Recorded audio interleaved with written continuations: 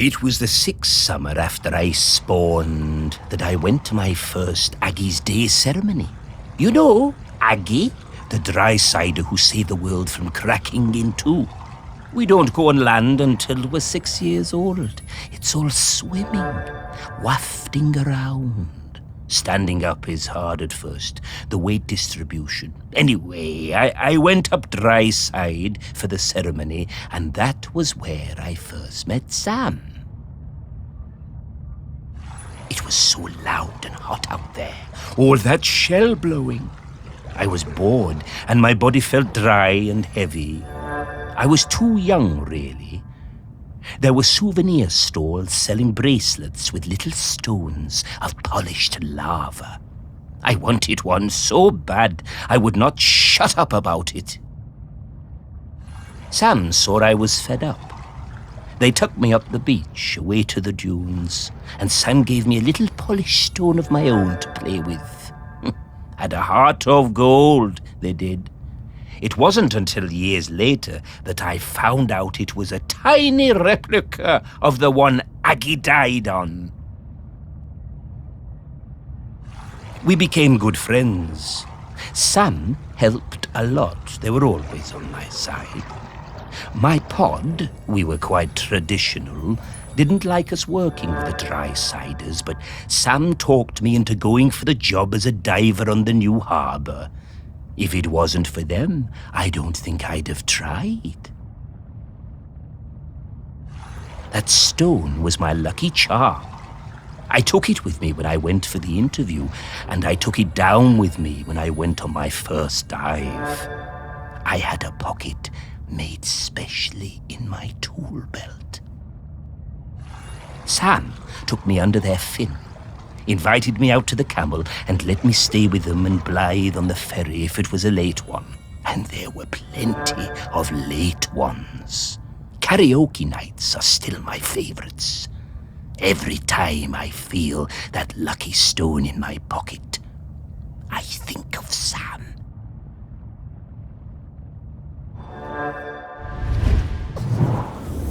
I remember all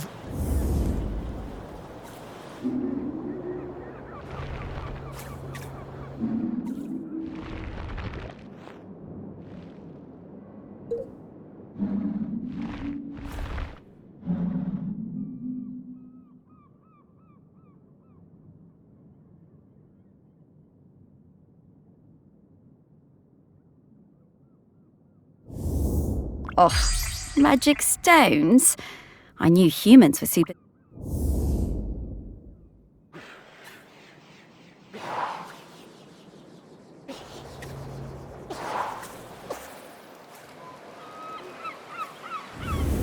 I'm getting...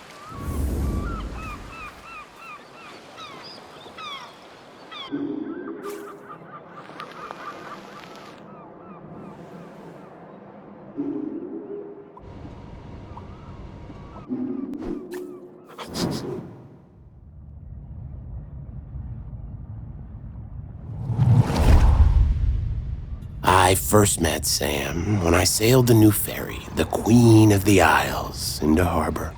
Of course, I'd heard of the fish folk, but I'd never met one. Sam was an amazing pilot, knew the waters better than any boatman. It was strange, steering a course for someone actually in the water, but we never went wrong with Sam to guide us in.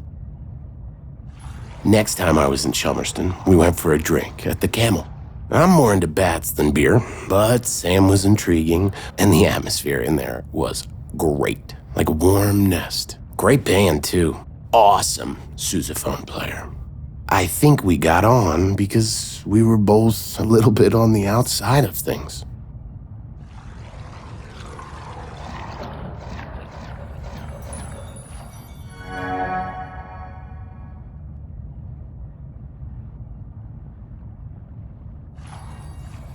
Sam invited me over for toast and hot chocolate.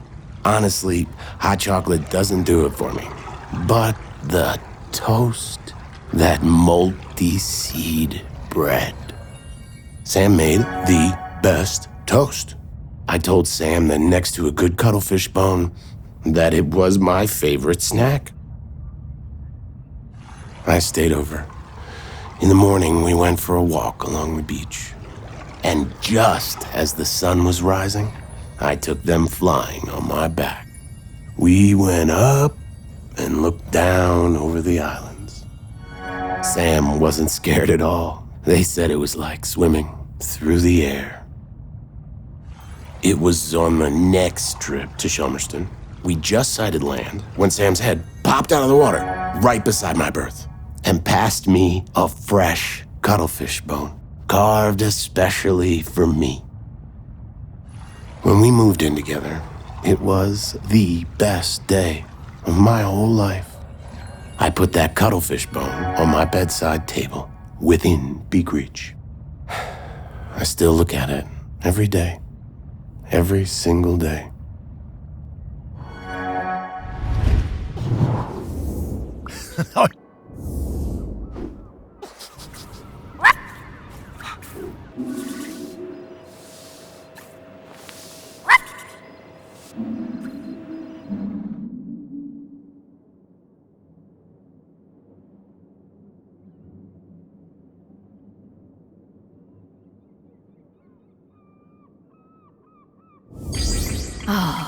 I...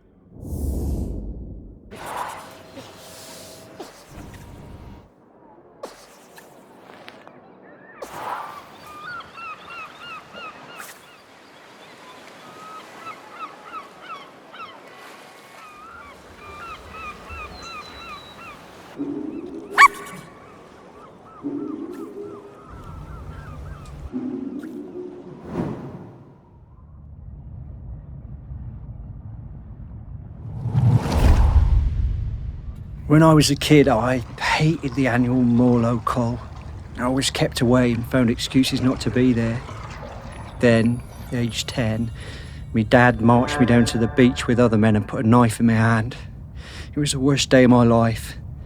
I saw Morlows slit from jaw to belly, more blood than you could imagine. I didn't sleep for months after. But you grow up, don't you? I never felt it right that we was killing Morlows, but what could I do about it? I was just a fisherman. One day I see Samfire, the new harbour officer, handing out leaflets on the quayside. Stop that, Col. I went along to that first meeting at the campsite. Greg Litherland was one of the other organisers. It was beautiful. So much hope around that campfire. When I spoke about the pain of the Morlow, it really felt like the young uns were listening.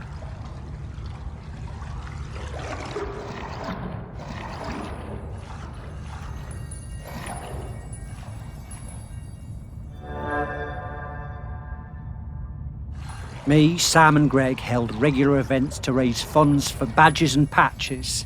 I was proud to wear mine on me best Gansey. There was quite a rift between us and the old guard. They felt the ban was an attack on our ways.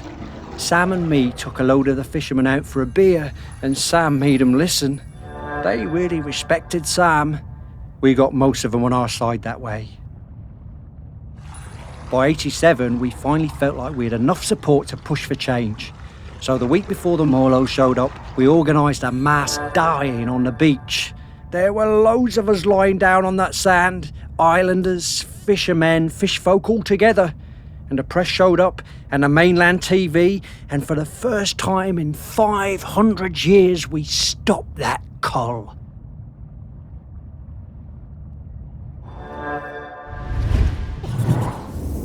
I'm so glad we don't...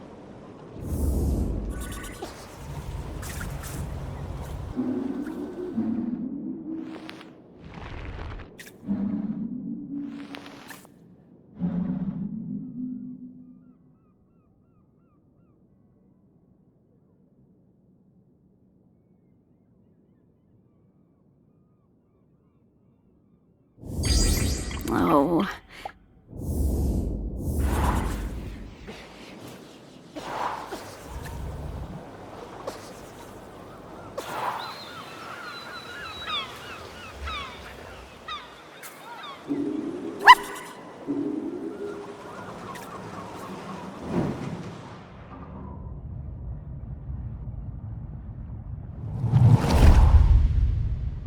By the time Sam started as the harbour controller in '79, the fishing industry in Shelmerston was on its arse. No way to compete with those factory trawlers from the mainland, was there?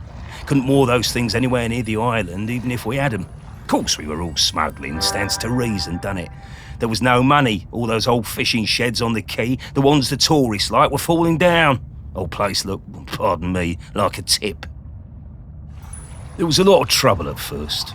Sam trying to stick by the rules and catch us out any way they could, and us trying any which way to give her the runabout. Wasn't easy, mind you. She was smart, that Sam. You never knew when they were going to pop her head out of the water beside your tub. And to be fair to Sam, some of them smuggling boys were bad uns. Worse stuff than booze on some of them boats, and that's the truth. Probably no bad thing Sam put a stop to it. But in time, Sam started to see how things were, how we do things, and we came to an understanding of sorts. If Sam turned a blind eye to a bit of the decent stuff, the harmless stuff, then we'd report the worst of it. I mean, we all want to keep the seas safe, stands to reason. Plus Sam was partial to a bottle or two of the sheep shank on occasion. Oh yeah. Sam was sharp as a gutting knife. They made us hand over some of the, shall we say, dividends to fix up the quay. All them sheds and that. Make them into something we'd be proud of. Turn things around for Shelmerston, that did. Now we get more of those tourists since the big ferry started. And they love a day out on a boat. Ken takes them all out, he does. At the same time, Sam organised a kind of work-sharing thing with the fish folk. Got some of them to swim along with the fishing boats, help them locate the biggest shoals. Gave those big trawlers with all their fancy radar gear a run for their money. We'll never be big players in the fishing down here.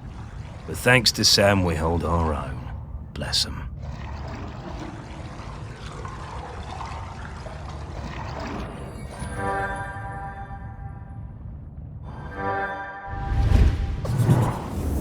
I reckon I still have a bo-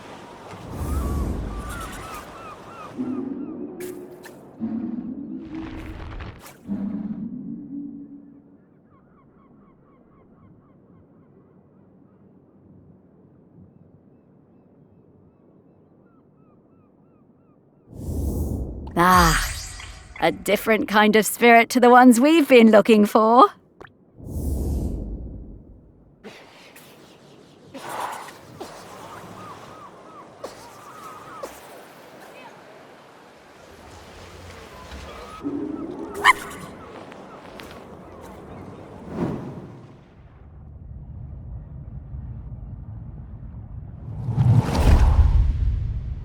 I swim with a pod south of the Fire Isles. I believe the dry-siders call the larger one Shelmerston. It's where the ceremony happens for the dry-sider who stopped the world from cracking. That's where I first heard talk of toast and where I met the friend called Samfire. I did not believe it at first. A food which snaps so dry. Then one morning at sunup, I followed the ship and caught a blackened slice as it arced into the water. This was the start of my lifelong love of toast.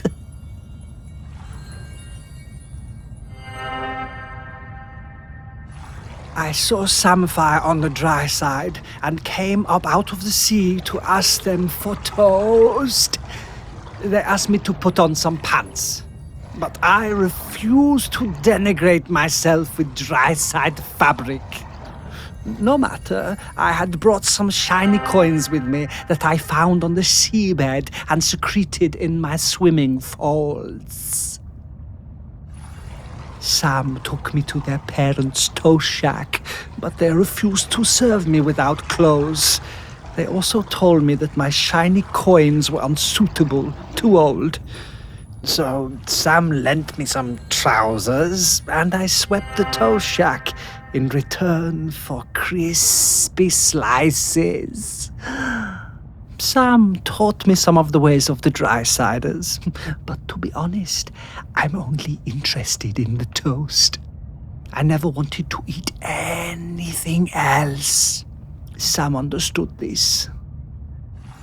I spend my nights swimming through the black waters of the deepest ocean trenches, By day I come up onto quayside and fill up on finest crusted seedy bloomer, almost black, no butter.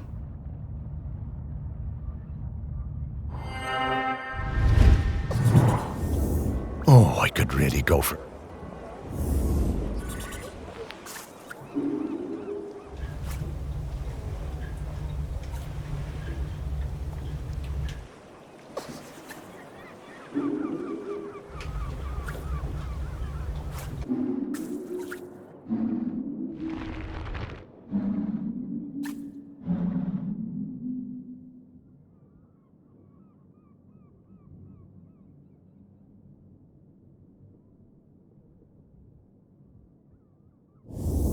It's a shame, but it doesn't...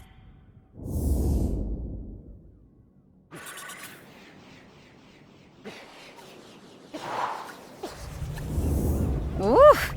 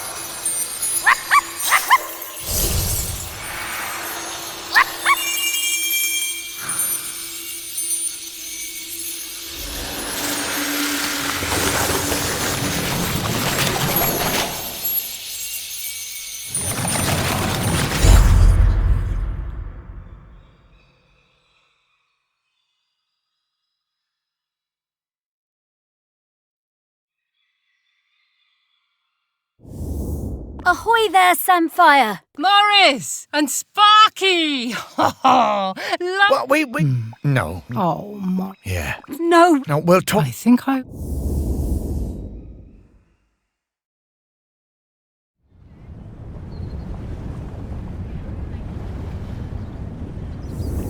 Okay, No, no, it's... that's not true. No, it is. Morris, Then... I am... Right. And Of course. I know. All right. Aggie. Aggie? She is.